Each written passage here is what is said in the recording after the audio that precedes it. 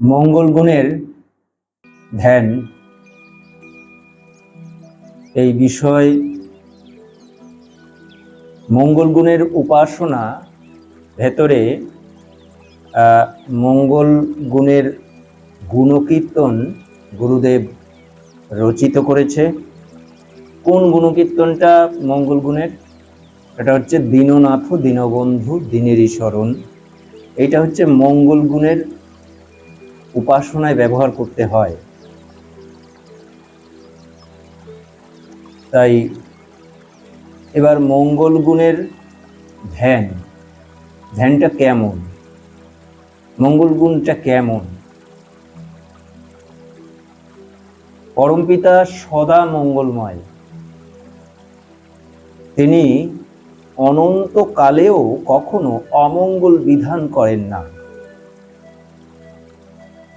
তার বিধানে কিন্তু সবসময় মঙ্গল আছে, যেটা আমরা আপাতত দৃষ্টিতে দেখতে পাই কি অমঙ্গল, কিন্তু ওই অমঙ্গলের ভেতরে মঙ্গল নিহিত থাকে, সুপ্ত অবস্থায় থাকে। এই মঙ্গল গুণটি যদি আমরা চিন্তা করি, গভীরভাবে চিন্তা করি, তাহলে এই মঙ্গল গুণের রূপটা আমরা দেখতে পাব। কেমন? এই বিশ্বঘড়ি মিশ্র খেলা মঙ্গল গুণেতে তার। তিনি সৃষ্টি করেছেন, তিনি নির্লিপ্ত হয়ে, তার ইচ্ছা শক্তি হচ্ছে এই সৃষ্টি। তিনি যদি সদা মঙ্গলময় হয়, তাহলে সৃষ্টিতে দোষ গ্লানি আছে, কিন্তু স্রষ্টায় সেই দোষ গ্লানি নেই। দোষ যেটা আপাতত দৃষ্টিতে আমরা দোষ বলি, সেটা অমঙ্গল। আর তিনি সদা মঙ্গলময় বলা হচ্ছে। তা বিশ্বঘড়ি মিশ্র খেলা, মানে এই মিশ্র যে গুণগুলো, তার ভেতরেই অনেক কঠিন কঠিন জায়গাগুলো বর্তমান থাকে। তার মানে বিশ্বঘড়ি মিশ্র খেলা মঙ্গল গুণেতে তার, সকলেই তৃপ্ত মেলা মঙ্গল কার্যেতে সার। যত কার্য আছে তার ভেতরে মঙ্গল। যেমন আমাদের ভেতরে কাম দিয়েছে, সেই কাম যদি না থাকে তাহলে উন্নতি সম্ভব না। আজকে সৃষ্টির যে বৈচিত্র্যগুলো দেখা যাচ্ছে, কামের একটা দিক আছে, সেটা মঙ্গল দিক। আজকে কাম আছে বলে এত বৈজ্ঞানিক তারা জন্মগ্রহণ করেছে এবং তারা ওই বিজ্ঞান আবিষ্কার করেছে। এক একটা আবিষ্কারের জন্য বহু মানুষ রোজগার করতে পারছে, সমর্থ হচ্ছে। তাহলে সেটা মঙ্গল। মঙ্গলটা কোন জায়গায় মঙ্গল হলো? যে কাম যদি না থাকতো তাহলে তার জন্ম হতো না, তাহলে সে বৈজ্ঞানিক হতো না। তাহলে বিষয়টা কি? এখানে মঙ্গল নিহিত আছে। তাহলে কামের প্রয়োজন আছে, সেটা ব্যবহারের উপরে নির্ভর করে। কাম খারাপ দিক, কিন্তু তার ভালোটাও আছে। আবার তেমনি কামের বিপরীত দিকটাই হচ্ছে প্রেম। কাম অন্ধকার দিক, আর প্রেম হচ্ছে আলোর দিক। তা কাম বশীভূত, কাম চলে যায় না, কিন্তু কাম বশীভূত করতে পারলে প্রেমে পরিণত হয়। তাহলে একটি গুণের বিপরীত দিক, ভিতরের দিক সুন্দর, উপরের দিকটাই হচ্ছে পাপসাগরে নিমজ্জিত, যেটা বলছি আমরা কাম।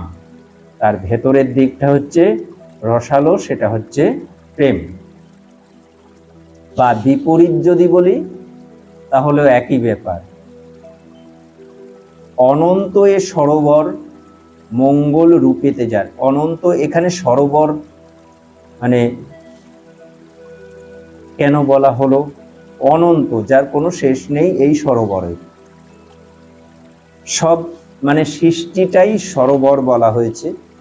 অনন্ত এ সরোবর মঙ্গল রূপেতে যার, এই মঙ্গলের জন্যই হয়েছে। প্রতিটি জিনিস আমরা আজকে আমাদের আকর্ষণ করে রেখেছে, আমরা যে তাপ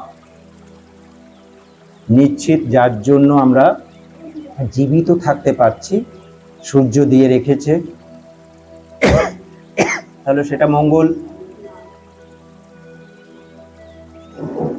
সূর্যের চারিদিকে অন্যান্য সব গ্রহগুলো ঘুরছে, তাহলে সেটাও মঙ্গল। আকর্ষণ করে রেখেছে, সেটা মঙ্গল। আমরা পৃথিবীতে প্রতিটা মুহূর্তে এই যে উদ্ভিদ রয়েছে তার জন্য আমাদের মঙ্গল হচ্ছে, তারাও অক্সিজেন ছাড়ছে, আমরা যে কার্বন অক্সাইড ত্যাগ করছি সেইটা তারা গ্রহণ করছে, এটা মঙ্গল। এই যে কার্যটা, তিনি এই যে কার্যের নিয়ম তৈরি করে দিয়ে গেছেন, এই নিয়মটা হচ্ছে মঙ্গল। অনন্ত এ সরোবর মঙ্গল রূপেতে যার, অরূপের মাঝে দীপ্ত প্রকাশ মাঝার। তার মানে এর যে অরূপ, যার কোনো রূপ নির্ণয় করা যায় না, তা এই মঙ্গলের রূপ নির্ণয় করা যায় না, অরূপ। অরূপের মাঝে দীপ্ত প্রকাশ মাঝার, তাহলে আমরা প্রতিটা মুহূর্তে মঙ্গল আমরা দেখতে পাচ্ছি। দেখার জন্য এইটাই গভীরভাবে ধ্যান নিমগ্ন হয়ে, গুণের চিন্তাটাই হচ্ছে ধ্যান। যত ভেতরে প্রবেশ করতে পারবে, সে যত বেশি প্রবেশ করতে শিখে যাবে, সে হচ্ছে তত বেশি ধ্যানী। ওই গুণটার যে প্রকাশ, ওই গুণটার যে ব্যাখ্যা, ওই গুণটার যে অন্তর্নিহিত অবস্থা, ওই গুণটার ব্যাপ্তি, ওই গুণটির প্রকাশ, এইগুলো যখন ভেতর থেকে পরপর পরপর দেখার শক্তি তৈরি হবে, সে ধ্যানী। মঙ্গল গুণের মাঝে শ্রেষ্ঠ রত্ন ভক্তি। তাহলে ভক্তি ছাড়া, তুমি যদি ভক্তি যার ভেতরে আছে, সে কিন্তু মঙ্গল তাড়াতাড়ি দেখতে শিখে যায়। যার ভেতরে মানে ভক্তি জিনিসটা আছে, ভক্তি গুণটি আছে যার ভেতরে, সে কিন্তু প্রতিটা মুহূর্তে মঙ্গল জিনিসগুলো বুঝতে পারে। তাহলে মঙ্গল গুণের মাঝে শ্রেষ্ঠ রত্ন ভক্তি, তাহলে মঙ্গল গুণের মাঝে শ্রেষ্ঠ হয়ে বসে আছে কে? ভক্তি। তাহলে ভক্তি ছাড়া মঙ্গল সম্ভব না বোঝা। আত্মপূর্ণ সমর্পণে ভক্তিরও শক্তি, তার মানে আত্মপূর্ণ সমর্পণে, উন্নত মহাত্মার প্রতি নিজেকে উজাড় করে দিতে যদি পারা যায়, তার চরণে নিজেকে সমর্পণ করে দেওয়া যায়, তাহলে মঙ্গল জিনিসটা আর, তাহলে তার কাছে সমর্পণে ভক্তিরও শক্তি। তখন ভক্তির শক্তি, ভক্তির শক্তি, এখানে শক্তি বলতে বোঝানো হয়েছে মঙ্গল। তাহলে ভক্তির শক্তি কি? মঙ্গল। পূর্ণলব্ধ সুশীতল মঙ্গল বিভূতি। পূর্ণলব্ধ সুশীতল, পূর্ণ যখন পূর্ণলব্ধ হয়, কোন কি পূর্ণলব্ধ হয়?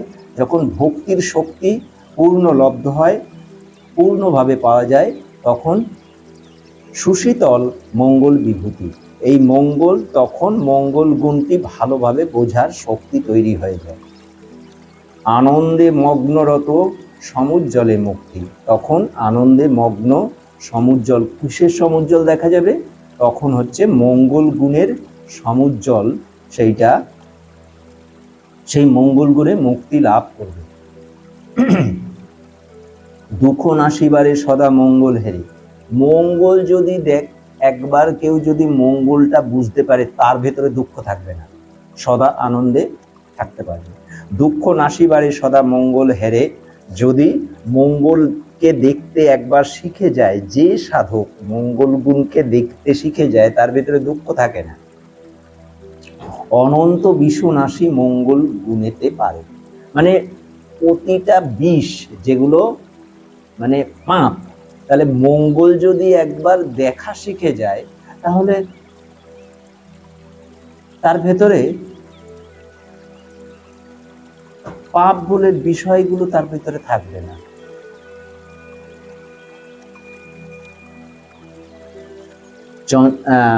দুঃখ নাসিবারে সদা মঙ্গল হেরে, চঞ্চল বেদনা আর না রহে আধারে। মানে তখন চঞ্চলতা আর থাকে না,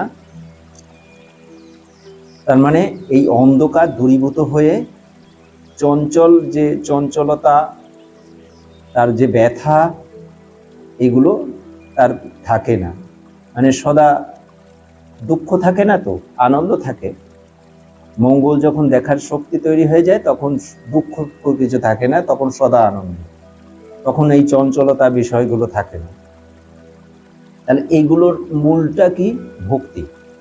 ভক্তি যদি ঠিক মতন করা যায় তাহলে মঙ্গল বোঝা যাবে। সুখপূর্ণ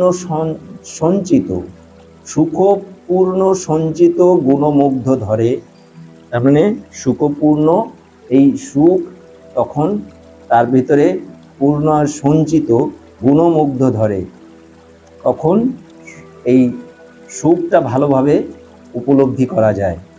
অনন্ত বিষনাশী মঙ্গল গুণেতে পারে, তখন বিষ, নানান রকম পাপ যেগুলো আছে, অনন্ত বিষনাশী মঙ্গল গুণেতে পারে। তখন মঙ্গল যদি জানা যায়, তার মানে পাপ তার ভেতরে, আর পাপের ভেতরেও পুণ্য সঞ্চয় আছে, সেগুলো দেখার শক্তি হয়ে যায়। এই দেখার শক্তি হয়ে গেলে তখন বিষ নাশ করবার শক্তি তৈরি হয়ে যায়। যার ভিতরে মঙ্গল গুণটি বিদ্যমান, সে কিন্তু সদা নিষ্পাপ অবস্থা লাভ করতে পারবে, এবং মঙ্গল গুণের জন্য তার সমস্ত সবার বিষ তিনি নাশ করার শক্তি থাকবে তার ভিতরে। মঙ্গলের মাঝে সুপ্ত মঙ্গল মণিহার, অমঙ্গলের মাঝে সুপ্ত মঙ্গল মণিহার, মানে অমঙ্গলের ভেতরে মঙ্গল নিহিত থাকে। পূর্বে নাহি দীপ্ত সদা প্রকাশ মাঝার, প্রথমে সেটা দেখা যায় না, পরে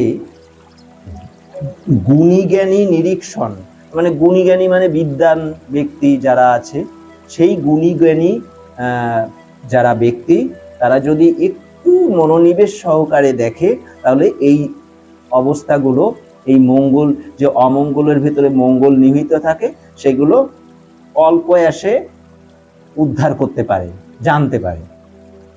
আর আত্মলোভী মহাত্মা, যারা আত্ম উন্নতি করতে পেরেছে যে মহাত্মা, সে কিন্তু পূর্বে থেকেই জানে,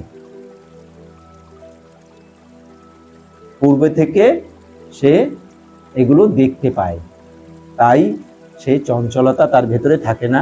এই বলে আমি সমাপ্ত করলাম।